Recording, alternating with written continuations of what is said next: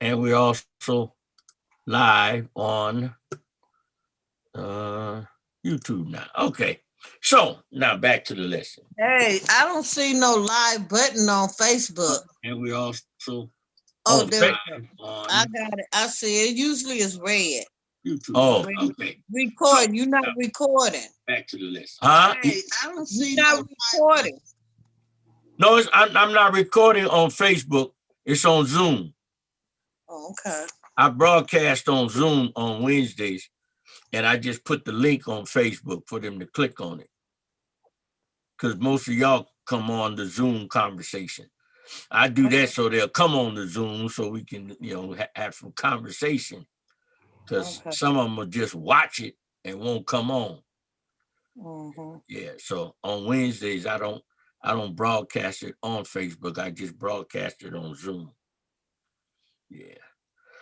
Trying to get everybody used to, because once we start the television network, I'm planning to come off of Facebook altogether. Just have the link on there. They'll be able to click on there and watch the television broadcast. Yeah. So anyway, when it comes to wealth and happiness, for the most part, the way we measure what happiness is or what wealth really isn't based on these verses here. Because when Solomon says, happy is the man that findeth their bishop, happy is the man that findeth wisdom, and the man that getteth understanding, for the merchandise of it, or the wealth of it, is better than the merchandise of silver, and the gain thereof than fine gold. She is more precious than rubies, and all the things thou canst desire are not to be compared to her. Now, so when it really, and he goes on the next couple of verses and talks about having pleasantness and peace and riches and honor, but it's all based on wisdom. How many people have material possessions but are not happy? How many people, have a lot of money but they're still unhappy? How many people are unfulfilled even in their, so-called success, and have stuff but isn't happy with their stuff? And people have stuff that they don't even get to enjoy. Is that really happiness? And is it really wealth? Is it real wealth and happiness for a man to have all of the worldly possessions he could think of, but have no one to share it with? No family, no spouse, some don't even have friends, or people who spend all of their life pursuing stuff and possessions, but end up being lonely and alone. What is real wealth and what is real happiness? Happy is the man that findeth wisdom. In pursuing things in life, he says, what shall it profit a man to gain the whole world and lose his soul? And you see a lot of okay. And then you have a lot of wealthy people who spend more money on therapists and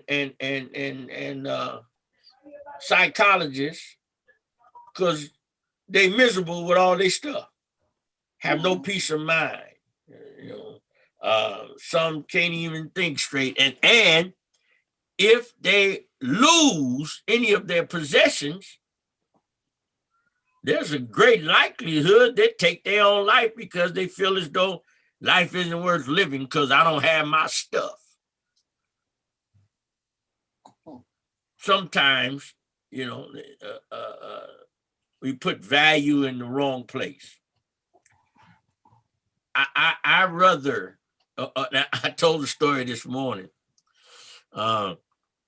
I was about 19, 20, and our church was on Alcatraz at that time. And we were right down the street from Ephesians. And I came out of church one Sunday, and there was a lady across the street, had this white, what was that car? I can't remember the name of it. It was a Plymouth, I think, or an Oldsmobile. But anyway, it was a nice white car. I used to see it all the time when we come into church and leaving church. But somebody had to it and bashed the back end all up. And we come out of church, and I happened to see the lady outside. And I went over and asked her, "What are you gonna do with the car?" She says, "Well, the insurance company and paid me off on it. So you want it?" I say, "Yeah." She said, "Give me $50." I was working for PG&E, and I said, "Sure." I reached in my pocket, pulled out $50, bought the car, and I next day go to DMV, get all my paperwork. I drove that car for months. I mean, it was all banged up. The back end, the car used to sit kind of like this here, the back end up in the air on the driver's side, and I just be rolling down the street. But all my friends and all my friends were church folks, they would all say, "DACUS, you ain't embarrassed driving that car?" I said, "No, I got a car. I don't have to."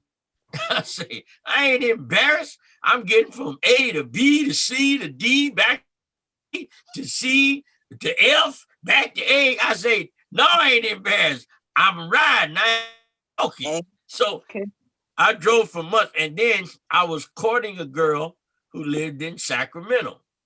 Courting. Ooh. Every other weekend, and her father had did a church up there, her grandfather. And he had, I think one of her uncles was pastoring then. But anyway, I used to go up there and spend the weekend at her grandmother's. And her and her mother and sister lived across the street. But every other weekend, I'm driving it up to Sacramento. I'm flying up 80 with the back end all in the air. Everybody be laughing at me, and I'm up and down the highway. I wasn't embarrassed at all, because why? I was content that I had a car. And I've never been one, I've never been into brand names and, designer stuff. Right now, the most I'll pay for a pair of tennis shoes is $20. And most of the time, I go to Walmart, Target, or Ross, and I get my tennis shoes from $9.99 to $19.99. Ain't paying no more than that. But I got some daughters. They ain't wearing nothing unless they say they ain't wearing nothing cheap. Well, I remember one year, I gave each of my children, at that time I had three older ones, and we're going shopping for school clothes. And I gave them each $200. Now, my girls, they kind of, followed my lead. We down in LA, and I said, "Y'all can find some good stuff here." I took them to the swap meets, and they ended up having change of underwear for every day of the week. They got dresses. They could change clothes every day for a whole week of school, never wear the same thing. Like they actually could go the whole week. They got 7 outfits. They got a couple of pair of shoes, and all the socks, underwear. I mean, and they had a little money left over. My son, he went out and bought one pair of shoes and a shirt, and he was broke. And he went out with his cousin. So they get back to the house where we staying, and "Pops, I need some more money." I say, "For what?" "All I got was a pair of shoes and a shirt. This wasn't enough." I say, "You got what?" Well, because my wife, that's the way they shop. She could go and buy all this brand. I said, "Boy, my girls love going to me because, see, I get them a lot of stuff. And I don't know what happened to them, but now they didn't got, like to mama, they got to have that name brand stuff. I don't need nobody." I said, "Why would you buy something with somebody's name on it to advertise them? They ought to pay you to wear it." That's the way I feel about it. So anyway, I took the shirt back and took his shoes back. I took him down to the swap meet. Got him 5 pair of pants, got him 7 shirts. I got him 2 pair of shoes, change of underwear for the whole week. And he had some money left over. And I bought him a jacket. All for that $200. My son ain't spent more than $30 on a pair of tennis shoes since then. And what I did was I took him over. See, I used to have a sportswear store. And I used to order all my stuff wholesale. And, I did some research on where tennis shoes were made. Most people don't even know this. All of the tennis shoes that these people are wearing are made in the same sweatshops and factories in Korea. It cost them back then $2 to make those Air Jordans that were selling at that time for $110. Exactly. It cost $2 to make them. And they were selling them for $110 because most of the money was going to pay that $100 million endorsement contract to Michael Jordan. And so I took him around and I showed him, I said, son, let me show you something. You see them Air Jordans you spent that $110 on that we took back? I said, come over here. I took him over to this other place and they were just called Air. They didn't have the swoosh, but I showed him the stitching the same, the pattern on the bottom. They just had one thing different on the print. I said, look at this. They stitched this way, and on the other one, they stitching it that way. I said, but they made in the same place, huh? Why would you go and pay $110? And I ended up getting him 2 pair of shoes for $40. I said, you know what, spend that kind of money? He bought a shirt cost $95. I went down there, I got him, his jeans was $10 each. And he was talking about, yeah, but I forget what they were wearing then. But I said, boy, let me show you something about these. You see these jeans? Look at the stitching on these jeans and let's go look at these $100 Levi's you looking at. I forget what it was. And I think there was them. They just come out with them. I think they called them stonewashed or something. They faded and all that. I said, why would you buy something look like it's used and pay all that kind of money for it? And I said, the only thing difference in those jeans and these jeans is the stitching, the pattern of the stitching on the back pocket. I didn't know that, Pops. I said, well, you're going to learn something today because I told him I wasn't giving him no more money. I went back and got the money he spent wrongly and showed him how to spend it rightly. So anyway, but the point I'm making, people just get stuff and they think because it costs more, that makes it better. That's not necessarily true. Just because something costs more, okay, my father worked at an exclusive women's dress shop over in San Francisco. It was called Maison Mendelssohn. And I remember this so vividly.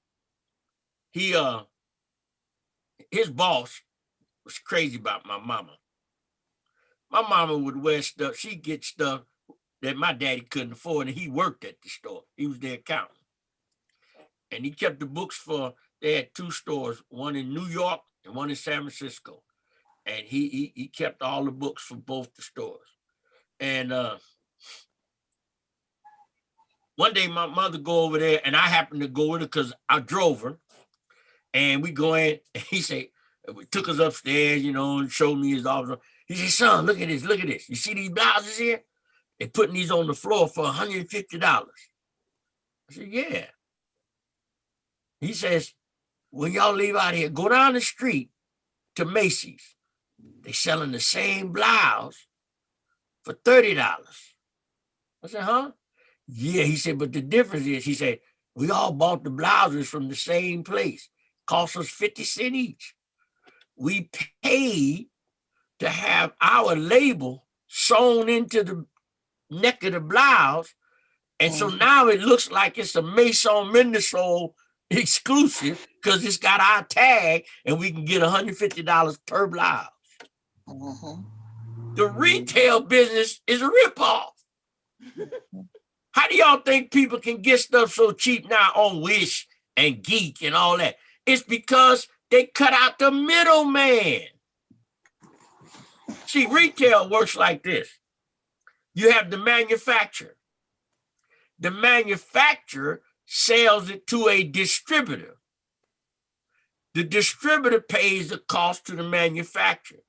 Then he sells it and adds a cost. He sells it to the wholesaler.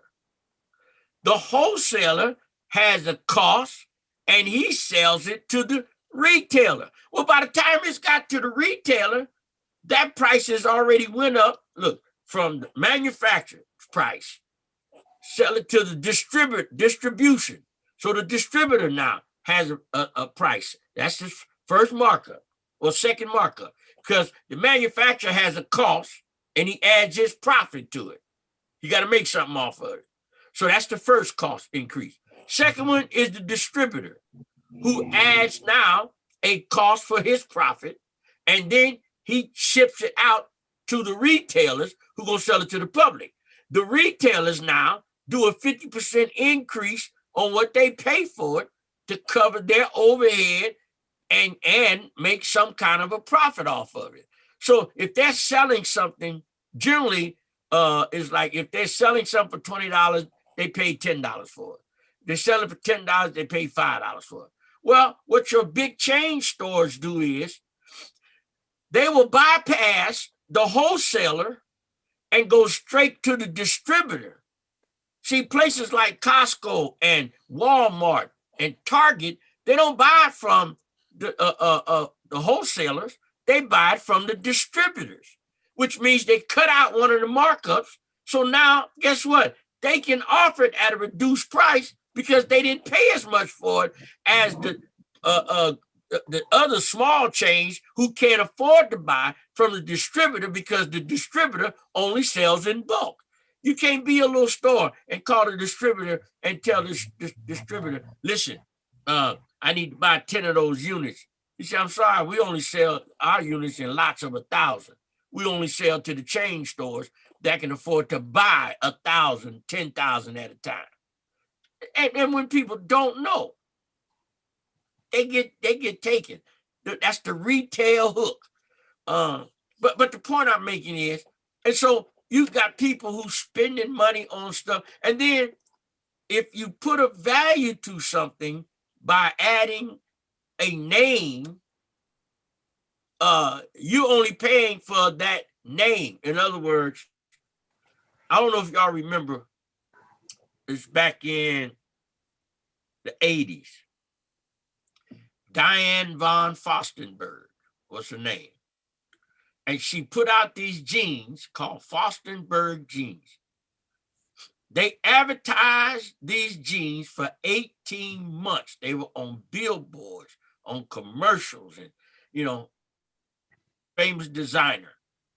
They marketed and spent all this advertising on these jeans. You couldn't find them in the store. 18 months, they advertised. When they finished the advertising campaign, they finally started shipping the jeans to the stores. They shipped them to the stores and couldn't keep the shelves full because the moment they filled the shelves, there was such a hype behind it. Everybody was going to buy these von Furstenberg, and they were very expensive. She actually had the jeans made by the Levi factories and changed the stitching on the pockets to put her emblem on it and put a little gold tag, on around the waistband, von Furstenberg. Everybody was buying these things, and they sold them off the shelf. They were only available for one season, and they never came back again. And they made millions of dollars off of them, and they had spent millions of dollars advertising them, but people were buying the hype. They were no more valuable than the Levi's, but they were selling for 3-4 times what a pair of Levi's would cost. So this is how so people put value into stuff where there is no value, and they think it's gonna make them. I'm wearing a name brand. Let me tell you something. I don't care who name on it. If they charging more than what I'm willing to pay, because here's the real rule. It is only as valuable as somebody's willing to pay for it. So that means it ain't gonna have no value to me necessarily. I don't need to, listen, I don't need or desire to buy a car no one ever owned before. I'm gonna tell you why. They say you gotta buy brand spanking new, gotta buy a new car. Well, here's my problem with the new car. If I buy a new car, the moment I get in that car and drive 3/10 of a mile, I drive off the lot, turn the corner. If I take it back, guess what? It has lost 15% of its value. And if I take it back, the law states that the dealer has to sell it as a used car. It has lost 15% of its value. What's that mean? That means 15% of whatever I paid for the car, I lose the day I take possession of it. Within the first 10 minutes. I'm not getting a bargain or a deal. But yet, we got some people get caught up in, oh yeah, I'm driving a car ain't nobody ever drove it before. That's good. Help yourself. I'm driving one, maybe one or two owners done had it before, and I find them real good cars with low mileage and a good price. I buy below Blue Book. Because why? Here's the thing. Who's really in control? If I go on a lot, I see a car I like. I always wanted the 740 IL BMW. That was the big one. And it was clean. I loved that car. I always wanted one.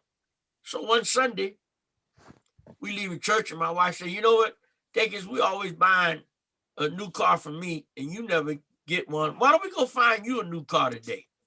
I was shocked. So I didn't hesitate. I said, sure, let's go. Quit. I had to go before she quit her mind on that idea. So we went right out looking. We had been to several lots. I was actually looking for the Cadillac DHS. Nobody had one. They had DHL, the C. Nobody had the DHS. That was the one I wanted. And so I kept looking.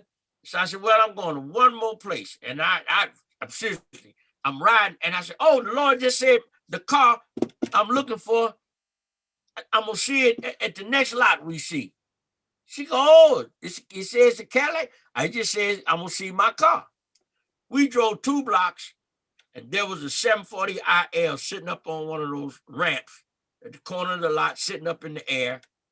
Color I wanted, the year I wanted. That thing was clean too. And I looked and I go, that's my car, that's my car. We pull in the lot. Now I'm in there talking to the man. They wanted $18,000 for the car. That was the Blue Book. I looked it over. I looked up the Blue Book on my phone. And I kind of thought about it a minute. I said, I'll tell you what. I'm going to pay you cash right now. I'm going to write a check for the entire amount. And the way this deal going to go down, says you get one shot at giving me a price I'm willing to pay, and I'm paying cash. You don't have to finance it. You ain't got to worry about whether or not they're going to come back, and get your commission from the bank, because I got to keep it 6 months first and make payments before they pay you. See, I told them I knew the game, how it worked. I said, but you got one shot. And I said, I'm going to tell you, I want the car. I had driven it, test drove it, hit it, took it on the freeway, came back. And I told him, yeah, I want it. And I'm going to drive it home. I said, but I tell you what, you got one shot. You need to write on a piece of paper what the least you'll accept for this car. I said, if it meets my price, I'm going to take it home today. So I'm sitting there at the desk, and my wife looked at me like, DACUS, you crazy. I said, no, I ain't. I'm the one with the upper hand here. He wants to sell a car. Yeah, I want to buy a car, but I'm only going to pay what I'm willing to pay. That's my car.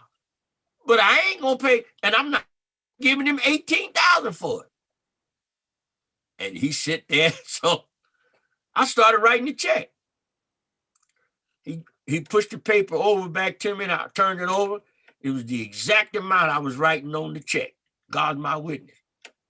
I paid $13,500, and I told him I want my price out the door. Tax, license, dealer, prep, all that included. I said, and I ain't taking it home today. I'll be back tomorrow because I need y'all to detail my car. It's been sitting up on that thing. I want it detailed and clean. I'll pick it up tomorrow on my lunch break. Here's my point, though. It was valued only to the amount I was willing to pay. See, sometimes we think because asking price is not always what it's really worth. That's not what its value is. So how do we value life then? How do we value happiness? How do we value wealth? People think that being wealthy is having a lot of money. No, sometimes having a lot of money is just being miserable because they're not happy with it. And the Bible says it's better to have a good name rather than riches. Because there's some people got money, can't get stuff, but there's some people got a good name, can get anything they need or want because they got a good name. Where is your real value? See, these are the nuggets of wisdom that Solomon is giving in this passage. Solomon says, listen, happy is the man that findeth wisdom and the man that getteth understanding. The merchandise of it is better than the merchandise of silver, and the gain thereof of fine gold. She is more precious than rubies, and all things that can be desired are not to be compared unto her. Length of days is in her right hand, and in her left hand riches and honor. Her ways are ways of pleasantness, and all her paths are peace. She is a tree of life to them that lay hold upon her, and happy is everyone that retaineth her. So my point that I'm making is, do we really understand what being happy really is all about? And I would rather be happy in this wise, that what I have, I can share with someone who loves me and that I love, and I can enjoy it with someone else, and I have a family to enjoy all of my successes with. What good is it to have all this stuff and be lonely and alone? I just don't see the real value in that. And then the last one, and then I'm gonna end my monologue, Deborah. I know I've been talking a lot. From the 5th chapter of St. Matthew. You know how we always tell people, be blessed, have a blessed day, God bless you. Now, when we say that, what are we talking about as blessing? Making good money, getting a good job, hitting the lottery, someone leaving you a big inheritance, a new house, a new car. Okay, is that what we really call blessed? Well, listen to what Jesus just raised his hand. So I'm gonna let him tell y'all. He said he want to tell y'all what being blessed is. So we're gonna let Jesus talk right now. Blessed are the poor in spirit, for theirs is the kingdom of heaven. Blessed are they that mourn, for they shall be comforted. Blessed are the meek, for they shall inherit the earth. Blessed are they which do hunger and thirst after righteousness, for they shall be filled. Blessed are the merciful, for they shall obtain mercy. Blessed are the pure in heart, for they shall see God. Blessed are the peacemakers, for they shall be called the children of God. Blessed are they which are persecuted for righteousness' sake, for theirs is the kingdom of heaven. Blessed are ye when men shall revile you and shall persecute you and shall say all manner of evil against you falsely for my sake. Rejoice and be exceeding glad, for great is your reward in heaven, for so persecuted they the prophets which were before you. So what do we really mean when we say be blessed?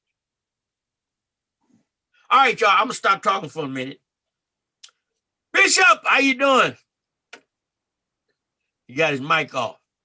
All right, got it on now. All right. I got three little ones running around here. And I have Well, to, blessed is the man whose quiver is full. yeah, it is full.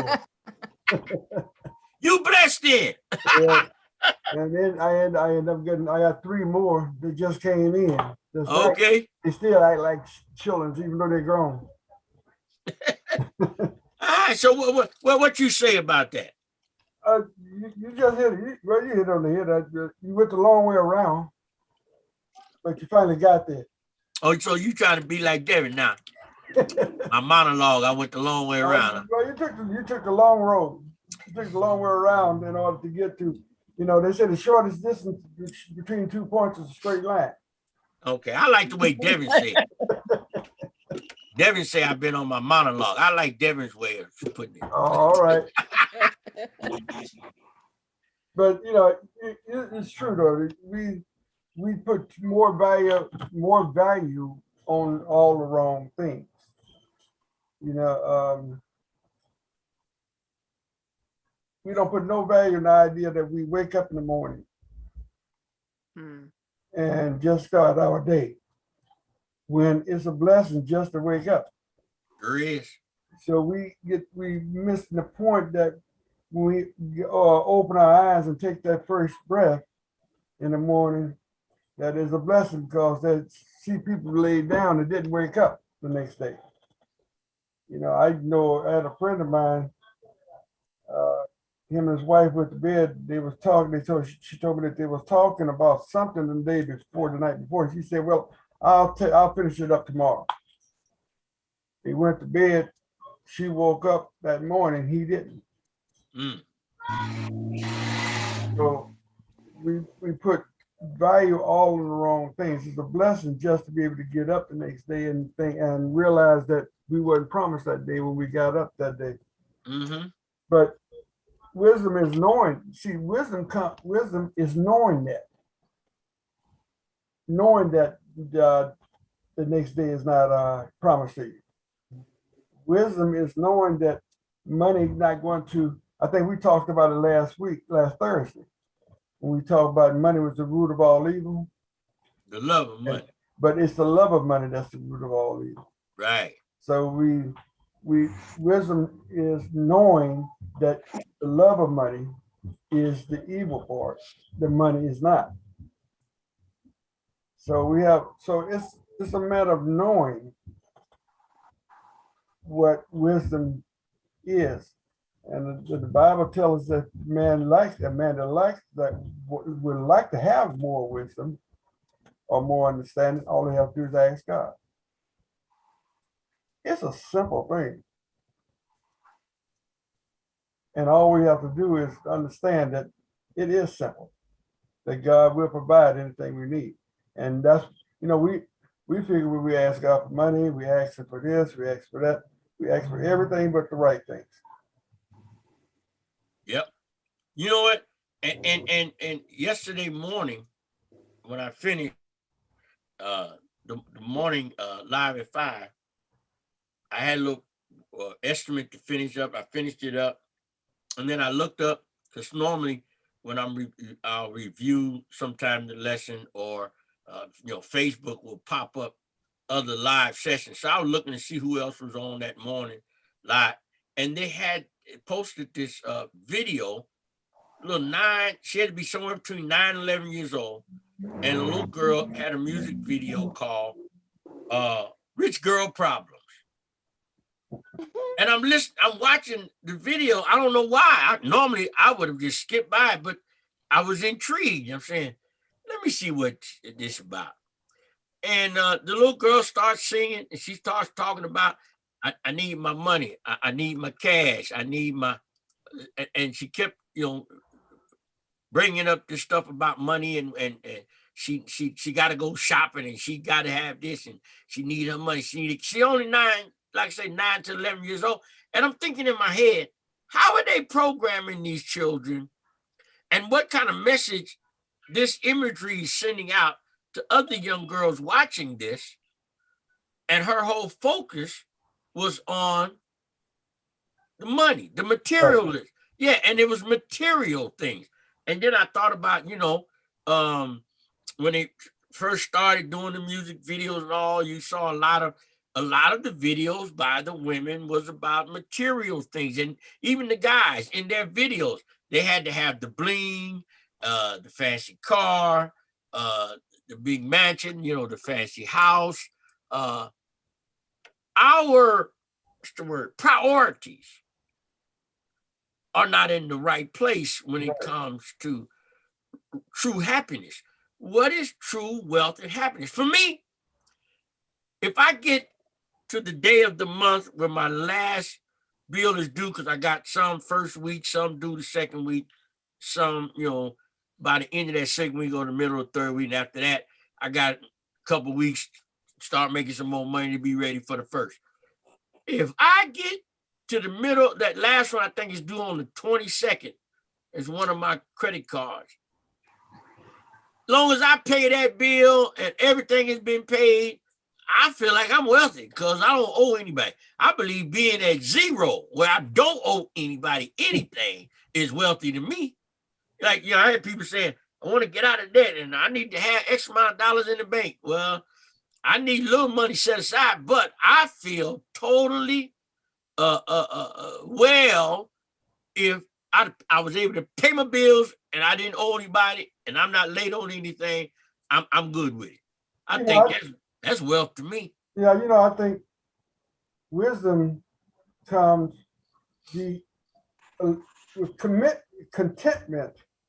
There you go. Godliness with contentment. Contentment is a sign of wisdom. Yep. Being content and knowing who you are and what you have and what God has done. I remember I had, when my wife and I just started going to go down to the church that she was at, and we always picked her up in my little red car that I had, that the back window was the back. I used to work in it and go to church in my Explorer. And we had put some lumber in there one day in the back, and it cracked, busted out the back window. So what I did was I just took some plastic and put it over and said, I'll change to it later. One of the first thing they asked us, why are you going out with a man that have plastic on his back window? See? So she said, well, that's what he wants. That's what he does. He's content with it. I am too. So, we put too much, being content. When you're content, that's a sign of wisdom. And I think this is what Solomon was trying to get across to us. I was telling you about we were getting ready to try to get into this building to start having service. We was given one amount to come in to get into it. Then all of a sudden the amount went up 4 times. They wanted 4 times the amount. I told them, well, I don't want to live there. I just want to have service there.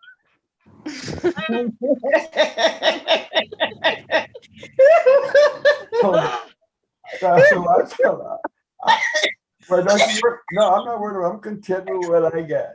If that's what you want, that's you. That's the value you put it. It's yours. That's the value you put on it. But I don't have to put the same value on it. To me, I don't need that same value.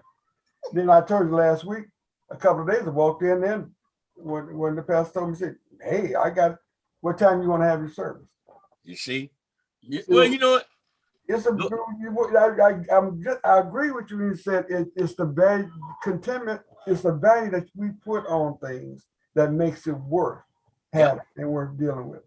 I remember I was preaching for a bishop in Pasadena, and I was pastoring in Los Angeles, and the bishop had asked me to come preach for him on a Sunday morning. I had a blue Camry and I had a yellow pickup. It was a yellow Ford Courier with the lumber racks on it. You know, I had put almost 300,000 miles on that Courier. I had made over $300,000 in a few years with that Courier. I bought enough money to buy cars, and, you know, and pay rent and all that stuff. And folk run around and they said, "Why don't you buy a car?" I said, "Because the car can't make me money like this truck. And I'm gonna keep this truck till this truck quit running. And when it quit, I'm gonna get another one." And it did. When it went down, I went and bought me another one. I bought a little Toyota. But anyway, this particular Sunday morning, I'm at Bishop Goodman's church, sitting in the pulpit next to him, and they just finished taking the offering, and the announcing clerk gets up to the mic, and she's reading the announcements, and she says, "Oh, and before I sit down, we just want to announce that someone's driving a little Ford Courier, is a little pickup truck, and they got it parked in the guest speaker's spot.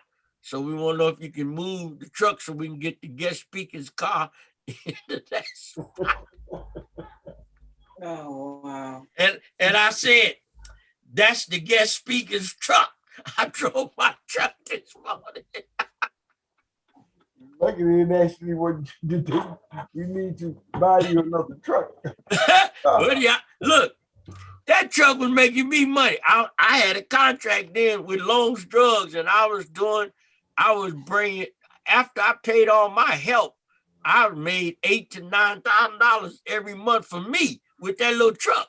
Man, I wasn't ashamed of that truck. That's where content. You were content. We I was content. Yeah. we have to learn how to be content with what we have. Hey, I would wash that little truck down and wax it and drive on anywhere I had to be. I've seen and I learned that a lot. I see that a lot of people don't have because they're not content with what they do have. That's right. They don't know how blessed they really are. How many people never get to appreciate what they have because they're spending all their time wanting something else and never show appreciation for what they have? And they're wanting more. Yeah. That's what happened. That's why a lot of marriages don't last. Because they don't appreciate what they have. Yeah. That's it. Looking at something else. All right, anybody else got any comments? Devin. Shopping out the same book, because I learned that early on. You don't buy stuff retail. No. You don't buy stuff retail. And even today, my oldest sister, she's the one with children. She's got me on couponing and finding stuff for good deals. And then I'm an artist, so I like to find stuff that, people look at, it's on sale, and then, it's like dirt cheap. And, I say, oh, let me grab that because I can use that somewhere down the line, because I see value in things that I guess you could say people throw away. In fact, I had an art class called assemblage, which basically was French for trash made into art. So, right. It's just, I like to find things that, it should make you happy, but it shouldn't have to cost a fortune. Absolutely. We talked about things that, or how you put what value you put into it, and then people see it differently after you've put your spin on it, after you've seen what you needed to see in it, and then you made it what it is. And then people say, "Oh, wow, it looks so expensive." And you're like, "Yeah, well, if only you knew, it cost me like 10 cents to, because I found it somewhere." And so that's how I guess you could say what you've been talking about this whole session. That's how I see, when I put value in things. And like you said about family, that's the most important thing to me, you know, next to going to church, you know, because I grew up going to church all my life, is my family. And so, you know, I say if I don't have anything else and I have my family, I have everything I need. That's Um, right. you know, if I don't succeed in the world, if I don't get a whole lot of money, I said I would like to just live comfortably. And by comfortably, I mean I would like to, you know, be happy, live with my family. I may not make a whole lot of money, but I'm happy. You know, I'm smiling more than the person who lives with 5 houses is probably in one day. So, you know, and like you said, I would totally agree with you when you talking about people who are, you know, they have everything and they're just unhappy. They're committing suicide. They're, you know, they're drinking themselves, you know, under the table every night because they're just so miserable and they have the world at their hands, you could say. Um, so I Yeah. just think it's, you know, interesting, you know, but like the bishop said, he said it's so simple, but it's such a hard concept for people to grasp. And it's sad because there's a lot of things that you can be happy about just seeing the sunrise. My sister loves to go walking and before the crack of dawn, and she likes to see the sunrise. And she's like, you know how beautiful it is. And some days I'm like, yeah, I do not want to get up that early to see it.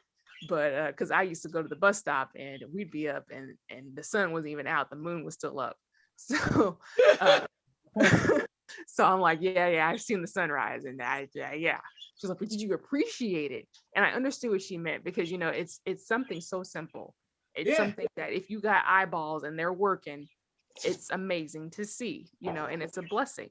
So I like to find the simple things. I really do. Well, you know where I live. I live in the countryside, and there's something to look at every day that, you Yeah. know, amazes me. Like I just found out that we have loquat trees, and I just found out they're good for hair growth. And Yeah. I'm like, what?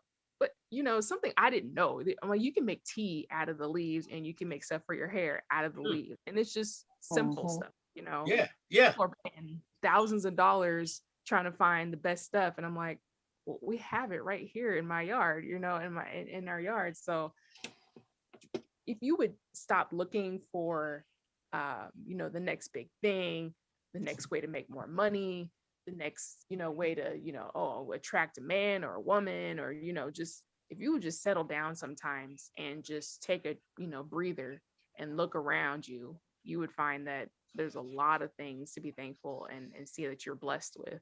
So there's my 2 cents. Okay. Oh, that was nice. Devin, get a monologue, Sam. So, but look, I bought this light. I know I've had it. Maybe I bought this light back in 2010 or 11, something like that. Anyway, I've had it about 10 years.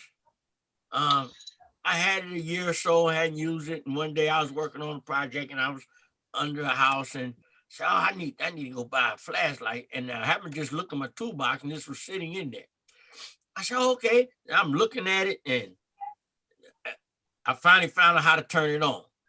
I found a button. I turned the light on. Woo! Now, yeah.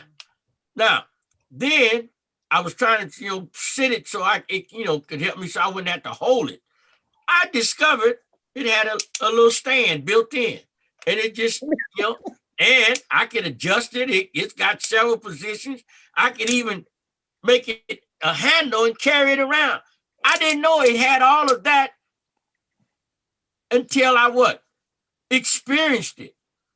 And when I discovered all that it could do, its value became more to me.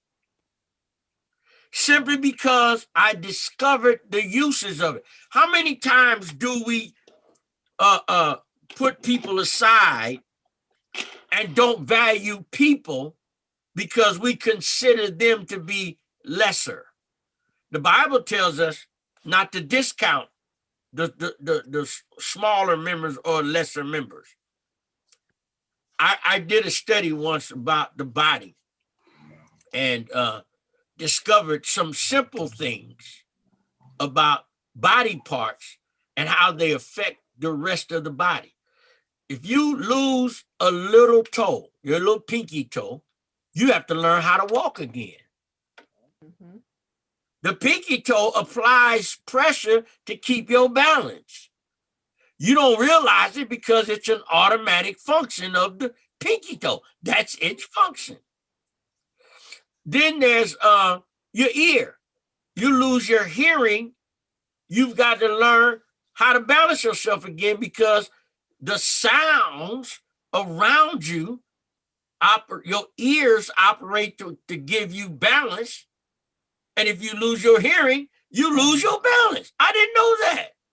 I mean, it's simple stuff. The grip of a hand. I remember talking about this once before. You know, you want to make a fist. If you don't have your thumb, if you're missing your thumb, you can't get a tight clenched fist. If you miss a finger, you know, either one of your fingers, you don't get the full grip of your hand.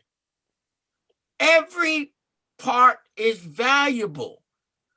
And with people, one of the wisdoms that I learned in pastoring was to not to count or discount anyone. Everybody in the congregation has some value. Everyone. And sometimes people don't give value to a person, you know, like I remember at this one church, there was this little guy, and he was, let's say, he wasn't what we would call mentally all there. He had mentally challenged. You know, he hadn't progressed for someone his age. He still acted, you know, a little childish, but the guy would pay attention to certain stuff. And he was always watching and keeping up with stuff. And somebody was missing something, and he said, I know we did. I know we did. And they was laughing at y'all, man, quit playing. He said, no, I know. Now, because that's the way he talked. They thought it was a joke, and they wanted to tease him. I said, no. Y'all be quiet. You looking for something. He just told you he know where it is. So I said, tell Pastor where it is. You know, he went right to it. And them folks, I'd have never looked there. Especially you don't discount people because, and here's the other thing. What's normal to you may be abnormal to somebody else. And what's normal to them, you may be abnormal to them. See? So, I mean, where is the real value? What is true happiness? And how do we find it? How do we get it? And what is true wealth? According to Solomon, it's in wisdom. True wealth is in the wisdom. I have wisdom, knowledge, understanding. He says, if I would simply see the value of it, I'm going to have, it's more precious than rubies. I can't even, listen, if I had all the things I desired, it couldn't compare to wisdom. And what good is it to have stuff that you can't even enjoy? Or you spend so much time trying to acquire that you never have time to even enjoy the benefit of having the stuff you have. How many cars can you drive? How many houses can you live in? I read an article one time, I mentioned it this morning. Guy had a house with 63 rooms, and he had 52 of the rooms he had never been in. Wow. Yeah, I know people like that. Yeah, got a 63-room mansion and got 52 houses he never been in. And they've been in the house 10 years. What sense do that make? I don't need all that room. That's a No. hotel. That's an Airbnb. It's Ridiculous. Oh, Lord. I'd be scared to stay in a house that big. Yeah, especially by yourself. You could have nests of wasps in certain rooms and nests of Man, can you imagine though, even at that, his cleaning costs? What it costs to have somebody clean that house? If he had a cleaner come in, you know, and they couldn't do it once a month. They probably have to spend the whole month cleaning a certain number of rooms, and when the month start over again, they start back over on the other end of the house and work their way back to the end again. But how would he even know that they cleaned it? There you go. Yeah. Yeah, he just paying money. And don't you right, Sam? How he gonna even know that they even clean the room? See, and that's the kind of you think about stuff like that when it comes to enjoying life. And my mother, I used to think sometimes that maybe something was wrong with Mama, but she said stuff that made sense. And this is what I mean. You see people would decorate their bathrooms, and they put a certain color in there, and every week they go in and change them. Well, my mother would buy these sets of towels, and she would color coordinate them.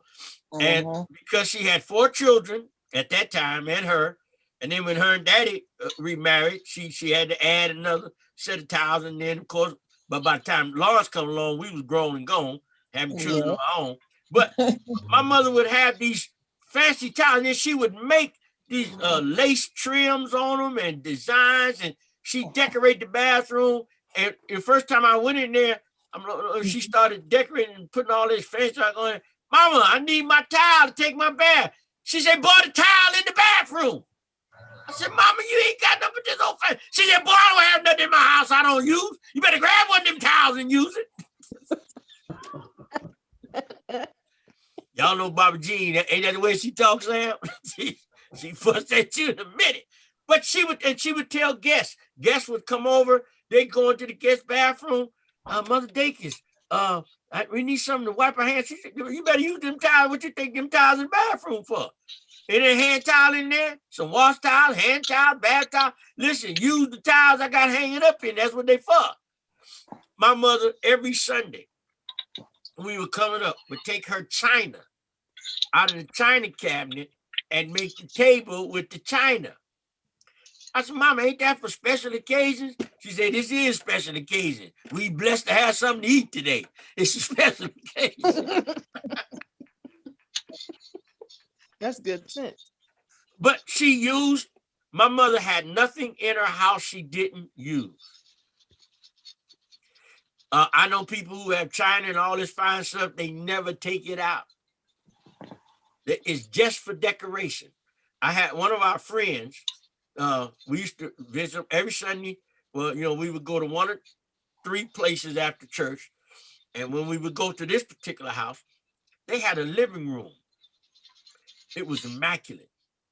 But everybody would come in the house, come down the driveway, come into the back door, into the family room.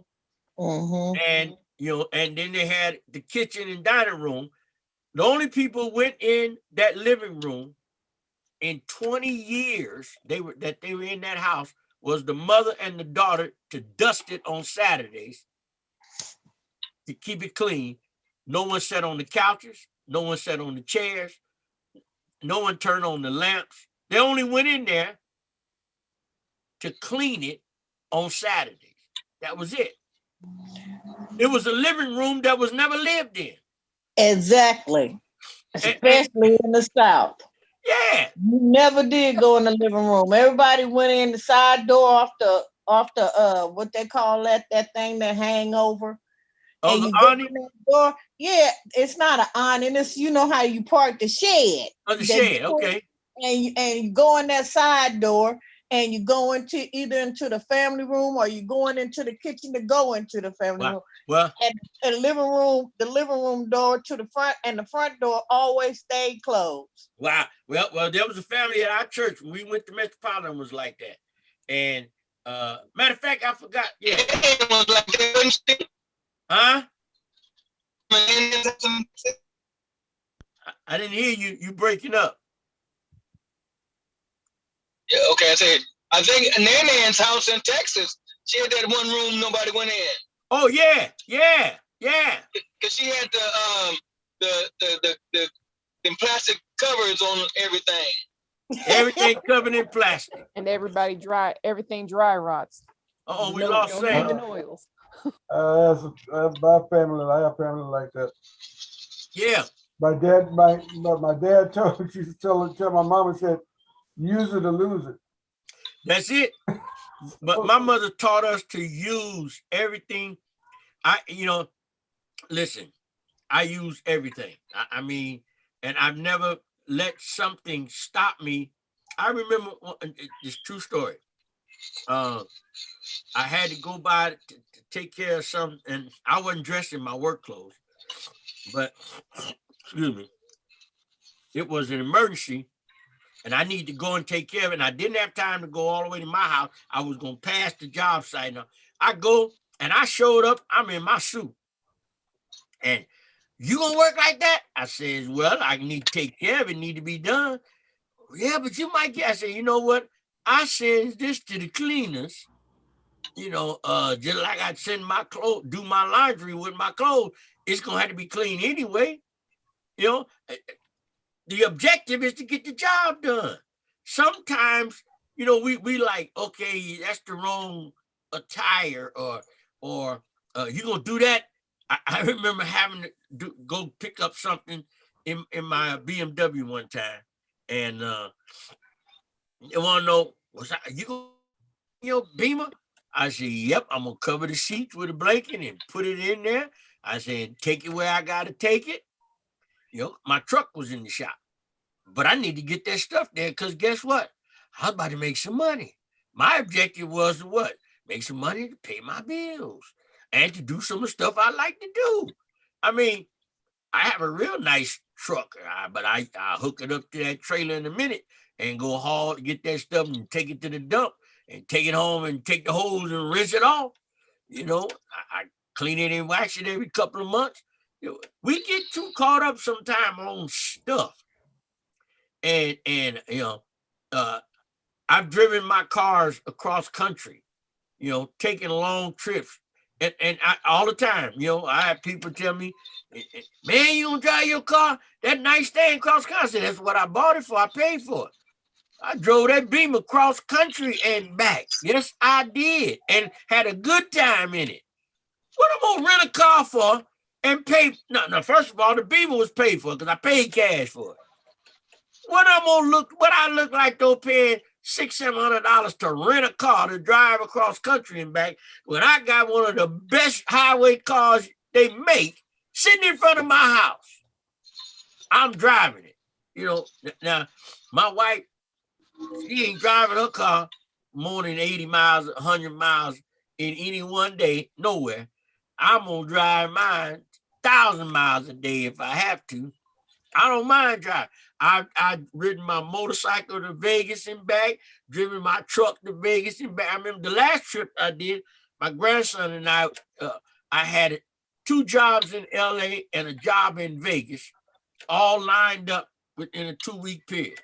We left here. We went to LA, did the jobs in LA, left LA, drove to Vegas, did what we had to do in Vegas. When I finished the job, stayed a couple of days, visiting my sister and my brother. And then when I got through, loaded up the truck and we drove back to Oakland. You put all them miles on your truck? That's what I bought it for. I ain't trying to watch no mileage. I'm trying to drive. Plus, they don't realize certain vehicles, listen, an engine performs better when you're running it.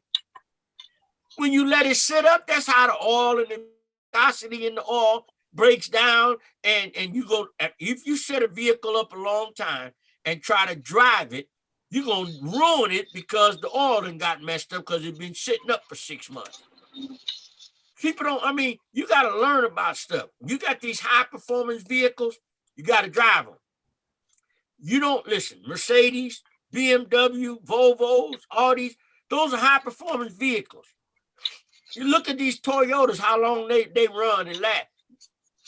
I put 200,000 miles, 200-something thousand miles on 230 on one Avalanche. I got 150 on the one I'm driving now that I bought in 2017. I got 196,000 miles on my Nissan. I put 200 or 300 miles on trucks. That little Ford Courier, I put so many miles on there, I quit counting. This phenomenon turned over 3 different times. Listen, I am not going to, for me, I'm going to get as much value out of something as I can. So that means for me, now I paid $1,200 for that Ford Courier. And in the first 2 years that I had it, I did almost $200,000 worth of work in it. I bought a white truck about 8, 9 years ago. My gray truck, my Ford F-150 went out. And this guy was advertising the truck on Craigslist.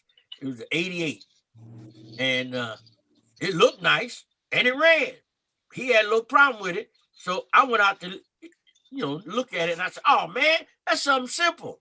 I said, man, if you just fix this, you won't have that problem, man.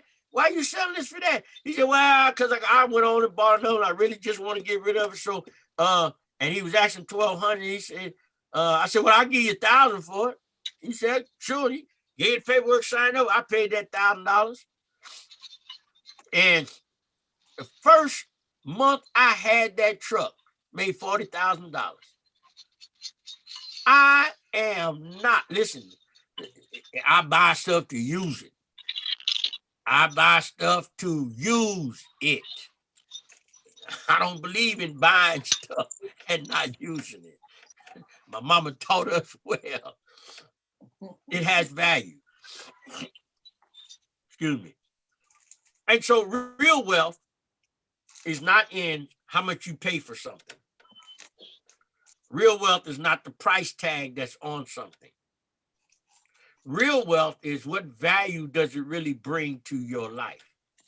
Wisdom brings more value than the merchandise of silver or gold, more value than rubies. It is everything it says you can desire can't even add up to be compared to wisdom.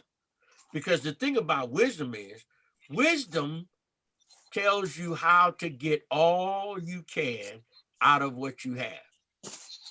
And I remember this saying that Bishop PG had, and he started a few months before he died. And he had just started saying this as a mantra. He says, the best time you have is the time you have. How many of us really get all the value out of our life? Do we maximize the moments? You know what? I have no regrets. I miss my mother dearly and my father, but I have no regrets because I maximized the moments available to me while I had them here on earth. Most people are not grieving, they're regretting because they didn't take advantage of the opportunities when they had them. So in my conclusion today, I didn't realize it was 6:20. Wow. Man, Devin didn't pull my coattail today. Man, she didn't ring the bell on me. Getting on these monologues too long. Anyway, if we really learn to appreciate what we do have and spend more time in appreciation, we won't have time for wanting and regretting. And I don't want to live my life with regrets. I really want to say that I did all I could do when I could do it. So if I live long enough that there's some things that I can't do, I won't regret it because I would have already done them and enjoyed the journey. That's why I take opportunities to go places. Somebody asks me, I'm coming. I just enjoy it because I want to take in as much as I can. As they say, get all you can and can all you get. Because life We don't know how long we have, No. but the real wealth lies in how much can we benefit from and enjoy the gift of life that God gives us. The past is gone. The future is unsure. But my gift is the present. And I'll take all the presents God has for me and enjoy my presents, because the present is all I have. All right, anybody got any final remarks? I think you about did it all. Oh, Lord. If Devin won't say it, I will. Huh? If Devin's not going to tell you, I am. Okay. No, I'll let him speak. What you say, David? I said the bishop's right. I'll let him do the talking. Ah, I want some of them low courts. yeah. Oh, Devin. Yeah.